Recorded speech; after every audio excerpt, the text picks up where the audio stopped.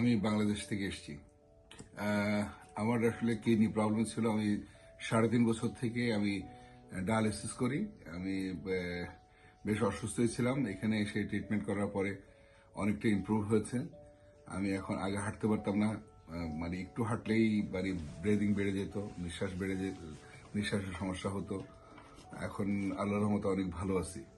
আমি ইউরোপে ট্রিটমেন্ট করেছি, আমেরিকায় ট্রিটমেন্ট করেছি, তারপরে ব্যাংককে ট্রিটমেন্ট করেছি, বাংলাদেশেও ট্রিটমেন্ট করেছি লং টাইম, কিন্তু কোনো ইমপ্রুভমেন্ট তেমন হয়নি। এখন কিডনির সম্পর্কে ডাক্তাররা ভালো বোঝে কিনা আমি জানি না। ওরা বলছে কিডনির কোনো ট্রিটমেন্ট নেই।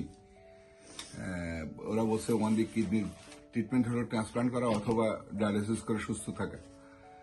কিন্তু এখানে এসে মোটামুটি আমি বুঝলাম যে না, কিডনিরও ট্রিটমেন্ট আছে। এটা আসলে সবাই বোঝে না। চায়নাতে ওদের ট্রিটমেন্টটা অনেক উন্নত, এবং ওদের যদিও ওই অনেক আগের পুরনো যে হার্বাল ট্রিটমেন্ট, নতুন হাসপাতাল নতুন, কিন্তু আপনার ট্রিটমেন্টটা অনেক পুরাতন পদ্ধতিতে, কিন্তু এগুলোতে কাজ হয়। উপসর্গের উন্নতি হয়েছে বলতে এই তো বলছি যে আমি আগে হাঁটতে পারতাম না ভালোভাবে। আমার লাঠি ছাড়া হাঁটতে আমার শরীর কাঁপতো। এখন আমি অনেক দূর হাঁটতে পারি। 2 কিলোমিটার হাঁটলেও আমার কাছে মোটামুটি আমার আগের মতো হয়রান লাগে না। আমি হাঁটতে পারি, প্লাস আমার মনে হচ্ছে যে ব্লাড সার্কুলেশন বেড়েছে।